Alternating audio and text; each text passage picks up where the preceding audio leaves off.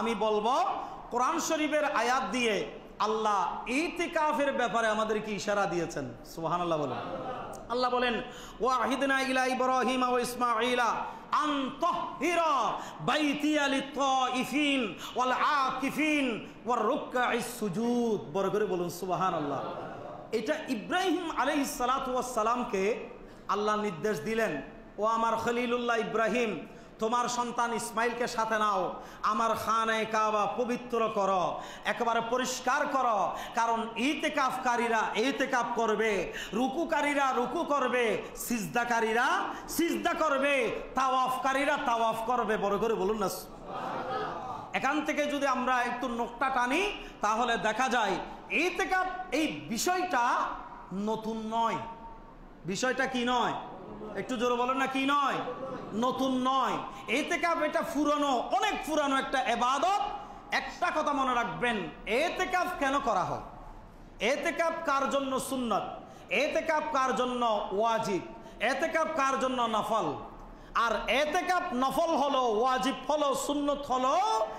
ইতিকাফটা মানে শুধু মসজিদের কোনায় বসে থাকা নয়, আল্লাহর বান্দা আল্লাহর একেবারে কাছে যাওয়ার একটা উত্তম পন্থা। বড় করে বলুন সুবহানাল্লাহ। আমার রাসূল বলেন, আমার উম্মতরা তোমরা বেশি বেশি ইতিকাফ করবা। জীবনে এই কবিরার দোকান এলাকা থেকে, আনোয়ারা থেকে আমরা অনেক শত শতবার কোটিবার চোখের পানি ফেলেছি মক্কা মদিনা যাওয়ার জন্যে, ঠিক না? মক্কা মদিনা দেখার আরজি নেই এমন কোনো মানুষ আছে? সবাই চায় একবার হলো জীবনে যেন মক্কা মদিনা দেখতে পারি। বড় করে বলুন না আমিন। আল্লাহ কবুল করুন, বলুন না আমিন। আমরা তো ছোটকাল থেকে যে সঙ্গীতগুলা নাচগুলা গেয়েছিলাম এটা আপনারা সবাই জানেন। আমি মক্কা মদিনা যাব, শোনো দেশের ভাই, মরুর দেশে তাশরিফ আনলেন নবী মুস্তাফাই। আল্লাহু আকবার। মক্কা মদিনা দেখার স্বাদ অনেকের আছে, সবার আছে, কিন্তু সবার স্বাদ থাকলেও সাধ্য নেই। আমার রাসূল বলেন, ও মক্কা মদিনা দেখার আরজি যারা স্বপ্ন নিয়ে বসে আছেন আমার উম্মতরা, তোমাদের জন্য এই রমজানটা হলো সুবর্ণ সুযোগ। সুবর্ণ সুযোগ, কা হুজ্জাতাইনি ওয়া উমরাতাইন। বড় করে বলুন না সুবহানাল্লাহ। আমার উম্মতরা তোমরা রমজানের শেষের দশকে ইতিকাফ করো। আমি রাসূল বলে দিচ্ছি, যে ব্যক্তি একমাত্র আল্লাহর ওয়াস্তে ইতিকাফ করবে, কাহুজ্জাতাইনি ওয়া উমরাতাইন, আমি রাসূল বলে দিচ্ছি আমার আল্লাহ ইতিকাফকারীদের আমলনামায় দুইটি কবুল হয়েছে এমন হজ এবং উমরার সওয়াব দান করবেন। কবুল হয়েছে। অনেকে উমরা করি, হজ করি, কবুল হয়েছে এরকম কেউ বলতে পারবো? পারা যাবে না, তারপরও করে যেতে হবে, ঠিক না? কিন্তু আমার রাসূল গ্যারান্টি দিয়েছেন, যারা আল্লাহর ওয়াস্তে এক নিয়তে ইতিকাফ করলো রমজানের শেষ 10 দিন, আমি রাসূল বলে দিচ্ছি আল্লাহ তাদের আমলনামায় অটাল সওয়াব তো দিবেন। আমি রাসূল আরো স্পেশাল একটা ঘোষণা দিচ্ছি, বোনাস।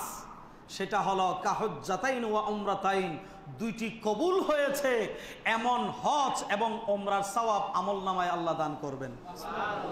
এখন ইতিকাফ সুন্নত কার উপর? প্রতিবেশী এলাকাবাসী যেখানে মসজিদ আছে সেখানে সকলের উপর ইতিকাফ করাটা সুন্নাত। যদি সকলের পক্ষ থেকে দুই একজন কেউ আদায় করে বা মসজিদে অবস্থান করে, আল্লাহ সকলের গুনাহ মাফ করে দিবে, সকলের পক্ষে কবুল করে নেবেন। বড় করে বলুন সুবহানাল্লাহ। জানাজা যেমন ফরজে কিফায়া, সকলের উপর ফরজ, কিন্তু কয়েকজন মানুষ মিলে জানাজা পড়লে জানাজা কি হয়ে যাবে? আদায় হয়ে যাবে। ইতিকাফ কয়েকজন করলে আদায় হয়ে যাবে। এখন সুন্নত নফল, যারা সুন্নত নিয়ত করে ইতিকাফ করবে রমজানে, তাদের জন্য সুন্নতে মুআক্কাদা আলাল কিফায়া, তথা কারো বয়স হয় নাই, এখনো সম্ভব নয়, কিন্তু ইচ্ছা হচ্ছে আমি এই বয়সটাকে একটু গনিমত মনে করে আমি শেষ 10 দিন ইতিকাফ করব, আল্লাহ তাদের জন্য নফল ইবাদত হলো অনেক বরকত, অনেক সওয়াব তাদের আমলনামায় আল্লাহ দান করবেন। বড় করে বলুন সুবহানাল্লাহ। ওয়াজিব। এতেকাফ কখনো কখনো ওয়াজিব হয়। কখন জানেন? যদি আপনি মান্যত করেন, আমার জটিল রোগ হয়েছে, অসুস্থ, আমি যদি সুস্থ হয়ে স্বয়ংসম্পূর্ণ হয়ে উঠতে পারি, আমি এতেকাফ করব। আমি বিদেশের মধ্যে আমি কোনো বিপদে আছি, আমি সুস্থ হয়ে ফিরে আসলে এতেকাফ করব। আমি একটা মুসিবতের বিপদের মধ্যে কিডন্যাপ হয়েছি, বিপদে আছি, কোনো মামলা জর্জরিত হয়ে আছি, আমি যদি সবগুলা মুক্ত হই তাহলে এতেকাফ করব। আমি হারিয়ে গিয়েছিলাম, আমি যদি মুক্ত হয়ে ফিরে আসতে পারি, আমি এতেকাফ করব। আমার ব্যবসার নোকসান হচ্ছে, আমার যদি ব্যবসার সফলতা আসে, আমি ইতিকাফ করব। আমার সন্তান অসুস্থ, সন্তান ভালো হলে আমি ইতিকাফ করব। আমার মা বাবার জন্য আমি ইতিকাফ করব। এই রকম যদি কোনো মানুষ ইতিকাফ মান্যত করে, ইতিকাফ বলুন না, ইতিকাফ মান্যত যদি কেউ করে, তার উপর ইতিকাফ করাটা ওয়াজিব, আবশ্যক। বড় করে বলুন সুবহানাল্লাহ। আর ইতিকাফ কেন করব? ইতিকাফ ওই জন্য করব, আমরা আল্লাহকে দেখতে চাই না, একটু বলুন না, আমরা নবীকে দেখতে চাই না। একজন মানুষ মুসলমান হলে, ইমানদার হলে সবচেয়ে বড় একটা আরজি আল্লাহ এবং আল্লাহ রসুলকে দেখা। বড় করে বলুন না সুবহানাল্লাহ। আল্লাহ বলেন, ও আমার বান্দারা, তোমরা শেষের দশকে ইতিকাফ করো, মসজিদে ইতিকাফ করো। ইতিকাফ মানে আমার বান্দা একেবারে আমার কাছে আসার উত্তম ব্যবস্থা। আমার বান্দা আমার কাছে চলে আসা, আমার কাছাকাছি এসে যাওয়া, মুত্তাকি হয়ে যাওয়া, জান্নাতি হয়ে যাওয়া, আমি আল্লাহর খাস বান্দা হয়ে যাওয়ার উত্তম একটা পথ, সেটা হলো ইতিকাফ। আর একটু বড় করে বলুন না সুবহানাল্লাহ। কারণ কুল হুয়াল্লাহু আহাদ, আল্লাহ কয়জন? একটু বলুন না কয়জন? আল্লাহ কুল হুয়াল্লাহু আহাদ, আল্লাহুস সামাদ, লাম ইয়ালিদ ওয়া লাম ইউলাদ। আল্লাহকে কেউ বানায়নি, আল্লাহ কাকে জন্ম দেয় না, আল্লাহ সৃষ্টি করে, ঘোষণা দেয়, হয়ে যাওয়ার জন্য হয়ে যায়। আল্লাহ কানাফিনে, বলুন না, আল্লাহ কানাফিনা, সংসার, বিবি বাচ্চা, আল্লাহর কি কিছু আছে? আল্লাহ খানাফিনা খায় না, আল্লাহ নিদ্রা যায় না, আল্লাহ পরিবার পরিজন বাচ্চা সংসার কিছুই আল্লাহর নাই। আল্লাহ কারো মুখাপেক্ষী, একটু বলুন না, আল্লাহ কারো মুখাপেক্ষী নয়। আল্লাহর বান্দারা যদি ইতিকাফে চলে আসে, তখন আমার আল্লাহ বলেন, ও পৃথিবীর জগতের মানুষরা, ইতিকাফকারীরা আমার ঘরে তারা নিজে নিজে বন্দী হয়ে বসে আছে, আমি আল্লাহকে রাজি করার জন্যে কোনো উদ্দেশ্য নিয়ে নয়।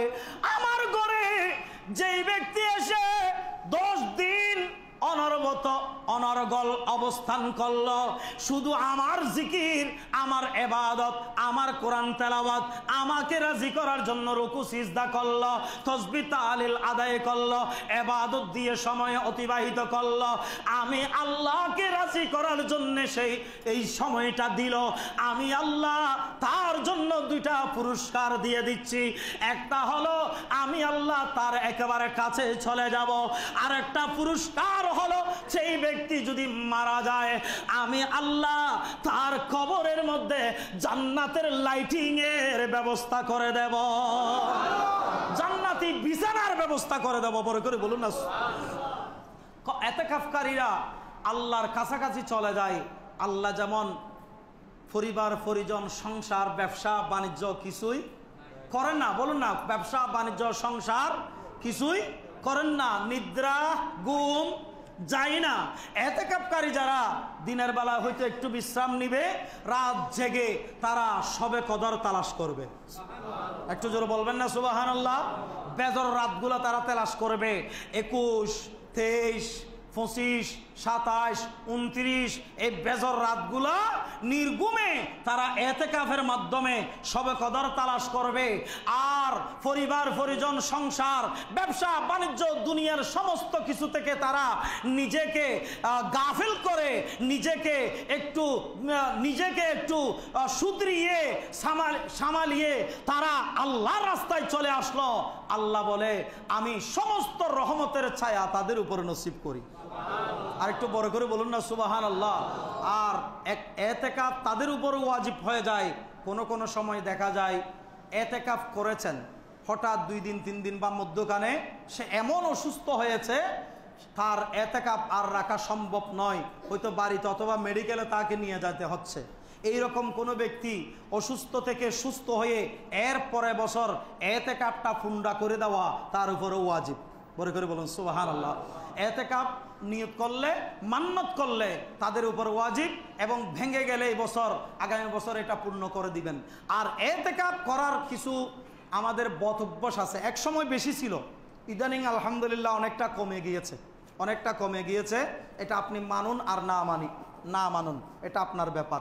অনেকটা কুসংস্কার ছিল, সমাজের কতগুলা মানুষ একত্রিত হয়ে ওই মোসানাবা হাসানাবা অমুগুরে ইবার আরা ফকতন দইবার আরা যা দন আছে দিও। আবার কিছু আছে তো শহরের মধ্যে এখনো আছে, এখনো নোংরামিগুলো যায়নি। গ্রামত্তন মানুষজ্ঞ দরিয়ানো বা অনেকের হবল্ল সভাপতি সেক্রেটারি হই দিই ওদের এতেকাফ মানুষজ্ঞ ঠিক করিলা কন্ট্রাক্ট কর হটিয়া দিলি তাইবু নাউজুবিল্লাহ না হইবেন ডর করে হন না নাউজুবিল্লাহ।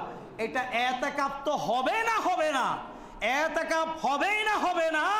এটা সকল মুসল্লিরা সমাজের সবাই গুনাহগার হয়ে যাবে।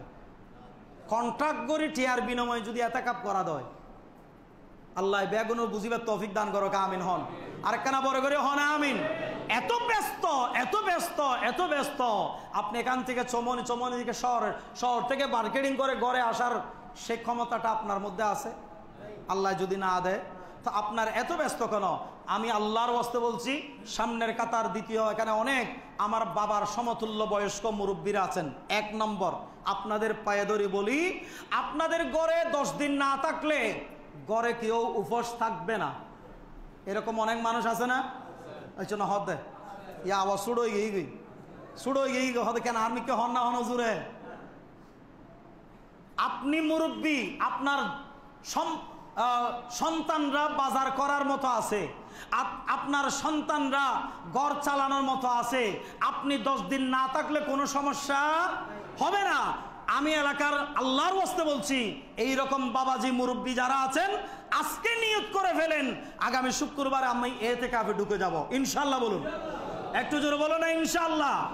তরুণরা যারা আছেন, আপনার পরীক্ষা নাই, আপনি কলেজ বন্ধ, আপনি ব্যবসা বন্ধ, আপনি 1 মাস সবগুলা বন্ধ, উতো TTCM এর ডিউটি পালন করতেছেন, উদো আড্ডা হরে বিরিয়ানিদের এর যাইরি বীরগর হন নাউজুবিল্লাহ হন না ডর করে হন না নাউজুবিল্লাহ। এইরকম বদ অভ্যাসী যারা আছেন, ইয়াং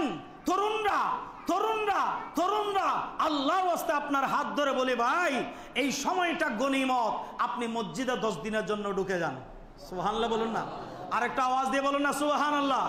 আমি এটাও কনফিডেন্স করে বলতে চাই, যারা দূর থেকে এতেকাফ করবে, আমার এতগুলো বিশ্বাস আছে ইনশাআল্লাহ এই সমাজে আপনার পরিবার থেকে দূর থেকে খানা আনতে যদি সমস্যা হয়, ইনশাআল্লাহ এখানে সৌর ভাই তারা যারা আছেন, আমাদের মুরব্বীরা যারা আছে এলাকাবাসী, ইনশাআল্লাহ তারা খানার ব্যবস্থা করে দিবে।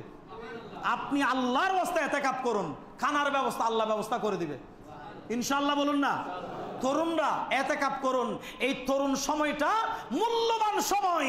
যারা এতেকাফ করবে, একটা নামাজের জন্য শেষ হয়ে আর একটা নামাজের অপেক্ষা করবেন, যারা এতেকাফ করবেন, রাত জেগে আল্লাহর ইবাদত করবেন, এই জওয়ানি শক্তিটা, জওয়ানি ইবাদতটা আমার রাসূল একদিন জিবরিল আমিনকে প্রশ্ন করলেন, ইয়া আখি জিবরিল, আল্লাহ যা বৃষ্টি নাজিল করেন, কতগুলা বৃষ্টি তুমি কি জানতে পারো? গণে আমাকে বলতে পারবা?